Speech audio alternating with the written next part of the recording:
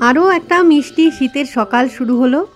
তো সকলকে সুপ্রভাত জানিয়েই শুরু করছি নতুন একটা ভিডিও।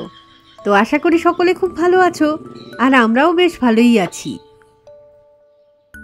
ঘুম থেকে উঠেই না সোনুকে এভাবে জড়িয়ে ধরে বসে থাকতে কি যে আরাম লাগে, কি বলবো, এত নরম, একদম ফাড়ের বল। আমি তো বলি মাঝে মাঝে পোলার বিয়ার, সাদা ধবধবে, একদম মানে চূড়ান্ত আদরের যাকে বলে। কিন্তু এভাবে তো বসে থাকলে চলবে না, চা করতে উঠতে হবে আর কি। তো যাই ডাইনিং স্পেসে।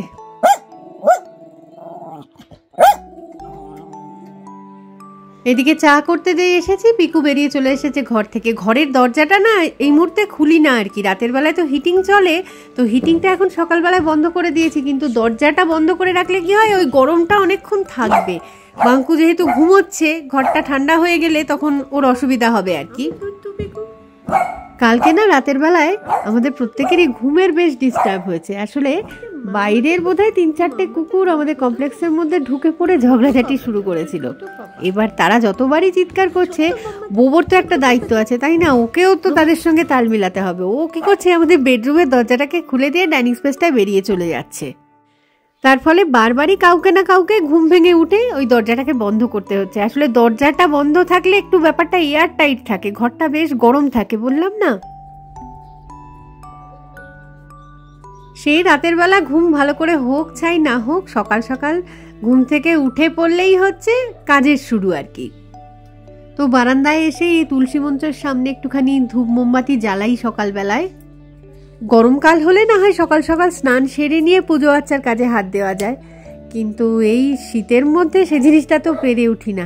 সেই কারণে সকাল সকাল একটুখানি ওই বাসি জামা কাপড়গুলো ছেড়ে নিয়ে হাত পা পরিষ্কার করে ধুয়ে নিয়ে তারপরে তো প্রদীপ জ্বালাই, ধূপকাঠি ধরাই একটু, এই আর কি। যে পরিমাণ হাওয়া দিচ্ছে না একটা কনকনে, তো এই ধূপকাঠি কতক্ষণে আর কি ধরাতে পারবো জানি না।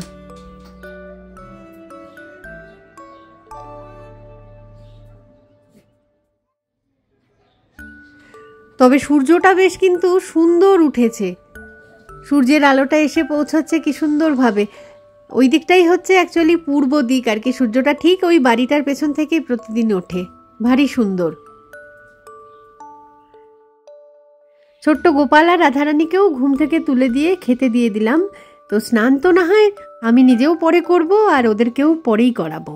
একটা জিনিস তোমাদের সাথে একটুখানি শেয়ার করি, সেটা হচ্ছে এই যে আমি কথার মধ্যে বলে ফেললাম না যে ঠাকুরকে খেতে দিলাম, তো অনেকে না এই জিনিসটাতে একটু অপোজি করে যে এটা বলা ঠিক উচিত না আর কি, যে ঠাকুরকে খেতে দিলাম আবার কি জিনিস। ঠাকুর আমাদের খেতে দিচ্ছেন, তো আমাদের খেতে দিচ্ছেন যারা, তাদেরকে আমরা আবার কি খেতে দেব? তারা যা দিচ্ছে সেটাই তো পাচ্ছি, তাই না? তো ফলে ওরকম বলতে নেই যে ঠাকুরকে খেতে দিলাম, বলা যেতে পারে ঠাকুরের সেবা করলাম বা ঠাকুরকে সেবা দিলাম, এরকম টাইপের আর কি। তো মানে আমিও মানি সেটা, এটাই বলা উচিত হয়তো। তো মাঝে মাঝে ভুলটা বেরিয়ে যায়, আর ভুলটা বেরিয়ে গেলেই যখন তোমাদের সাথে শেয়ার করলাম যে তোমাদেরও হয়তো এরকম টুকটাক ভুল নিশ্চয়ই হয় আর কি। আর এগুলোকে দেখো, নকুলদানা পাওয়ার আশাতেই কিন্তু আমার পেছন পেছন ঘুরঘুর করছে। তো একটু একটু করে সবাইকে ভাগ করে দিয়ে দিলাম, না তো এক জায়গায় যদি পুরোটা দিয়ে দিই না, মানে সবাই মিলে মারপিট শুরু করে দেবে। তার থেকে অল্প অল্প করে 4 জনকেই সমান সমান ভাগে দিতে হয়। ওদের প্রত্যেকেরই খিদে পেয়ে গেছে, তো খেতে তো দেবই। তার আগে সোনুর খাওয়াটা একটুখানি তোমাদের সাথে শেয়ার করি।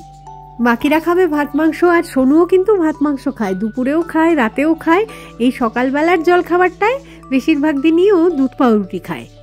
এই যে বদভ্যাসটা ছোটবেলা থেকে ধরিয়ে দিয়েছি, মানে এটার থেকে আর কোনো নিস্তার নেই আর কি।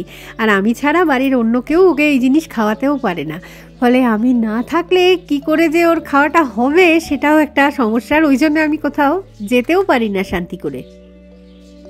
আমাদের বাড়িতে এই যে ওরা 4 জন থাকে, তার মধ্যে সোনু এসেছিল সবার শুরুতে, আর তখন না ওই জন্য আমরা কিছু সেভাবে জানতামই না কি ওদের খেতে দিতে হয়, কি করতে হয় কি না হয়। তো সোনু তখন বয়স ছিল 35 দিন মাত্র। তো প্রথম না দুধ দিতাম, দুধটা খেতেও দেখতাম। তারপরে যখন কয়েকদিন বাদে ভাত মাংস একটু একটু করে দিতে শুরু করলাম, দেখতাম একবেলা খায় একবেলা খায় না, মানে না খেয়ে দেও সে দিব্যি চনমনে আছে, খেলে ধুলে ঘুরে বেড়াচ্ছে। আমাদের তো আসলে খারাপ লাগতো যে আমরা ওর সামনেই লাঞ্চ করছি, ডিনার করছি, অথচ ওকে কিছু পেট ভরা কি খাবার দেবো বুঝতে পারছি না। তো ডাক্তারকে জিজ্ঞেস করা হলে তিনি বললেন যে সেরেল্যাক দিতে পারেন। তো সেরেল্যাক 2-4 মাস খেলো, তখনই এই সেরেল্যাকগুলো এই সিরিঞ্জ দিয়ে খাওয়ানো শুরু করলাম আর কি। তারপর ভাবলাম যে বাঙ্কুনানুও তো ছোটোবেলায় সেরেল্যাক খেত, তারপরে ওরা কি খেত। তো তখন মনে পড়লো যে ওদেরকেও আমি দুধ পাউরুটি দিতাম আর কি। তো তখন থেকেই এই সোনুকে দুধ পাউরুটি ধরালাম। এই জন্যেই সবসময় মনে হয় যে সোনু আমাদের কাছে বাঙ্কু বা নানুর চেয়ে কম কিছু নয় আর কি। আর এদিকে ছোটকুর অবস্থাটা একটুখানি দেখো, মানে তাকে যদি বাটি করে দুধ পাউরুটি দেওয়া হয় সেটা কিন্তু খাবে না, অথচ সোনুর থেকে যদি একটুখানি ভাগ পাওয়া যায় বোধহয় সোনুর খাবারটা ওর বেশি টেস্টি লাগে আর কি।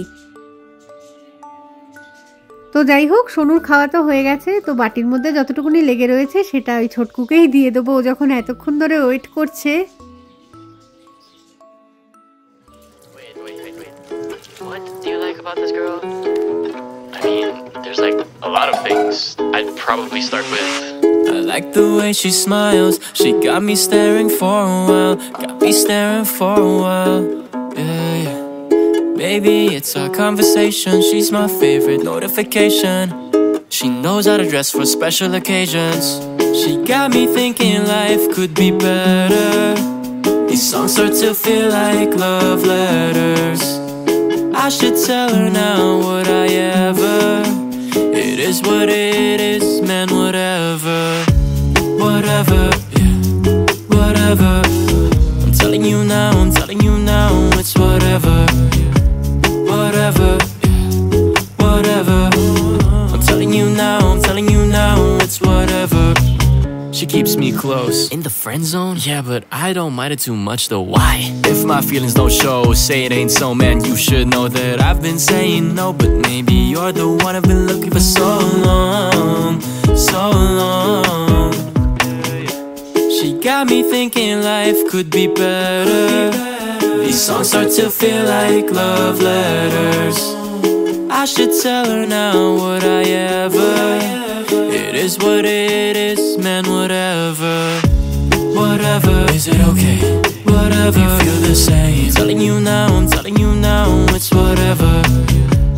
Whatever, you caught my eye.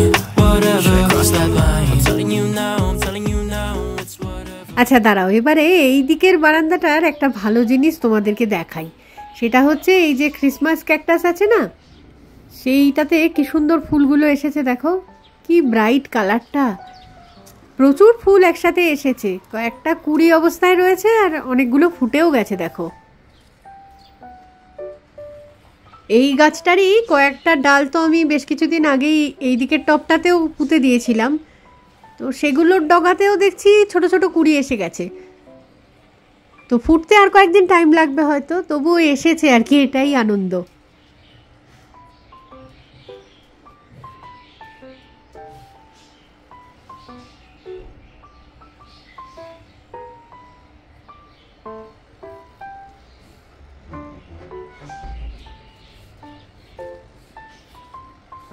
আর এই যে এই বারান্দা থেকে দেখা যাচ্ছে এই যে জায়গাটা, এটা তো খালি ছিল আগে, তবে প্রচুর আগাছায় ভর্তি ছিল আর কি।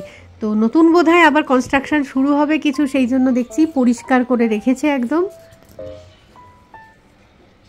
তবে এই বাড়িটা যদি এখানে হয়েও যায়, আমাদের বাড়িতে আলোর কোনো অসুবিধা হবে বলে তো মনে হয় না। তো এবার কিছু না কিছু রান্না বান্না তো করতে হবে। তো ফ্রিজে যা যা ছিল সেগুলো সবই নিয়ে চলে এলাম এখানে। 5 মিশালি তরকারি একটা বসিয়েছি আর কি, ফুলকপি, বাঁধাকপি, শিম, তারপরে সজনে ডাঁটা, যা যা ছিল ফ্রিজে একটু একটু করে কেটে তরকারিটা করে রাখছি। দুপুরবেলাও চলে যাবে, দুপুরে তো শুধু একা আমিই খাবো হয়তো, আর রাতের বেলা রুটি দিয়ে খাবো।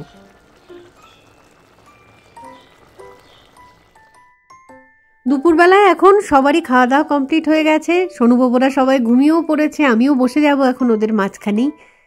তো এই ভিডিওটাকে না হয় এখানেই রাখছি, খুব তাড়াতাড়ি ফিরে আসবো আবার একটা নতুন ভিডিও নিয়ে। তো ততক্ষণের জন্য টাটা।